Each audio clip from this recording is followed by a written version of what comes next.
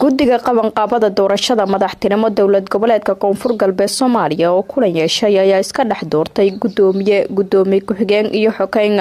Shaacir Umar Bayle ayaa loo doortay gudoomiyaha guddiga qabanqaabada doorashada koonfur galbeed Soomaaliya. Abuukar Xuseen waxaa loo doortay gudoomiye ku-xigeen halka xogeynna loo doortay Nuur Ibraahim Cusmaan. Shaacir Umar Bayle gudoomiyaha la doortay ee guddiga qabanqaabada doorashada koonfur galbeed ayaa la hadlay warbaahinta. dowlad goboleedka koonfur galbeed Soomaaliya magaciina uu yahay Shaacir Umar Bayle waxa la ii doortay gudoomiyaha guddiga doorashada dowlad goboleedka koonfur galbeed Soomaaliya. kan Abuukar Xuseen waxa loo doortay gudoomiye ku-xigeenka guddiga doorashada. xogeyaha guud waxa loo doortay Nuur Ibraahim Cusmaan.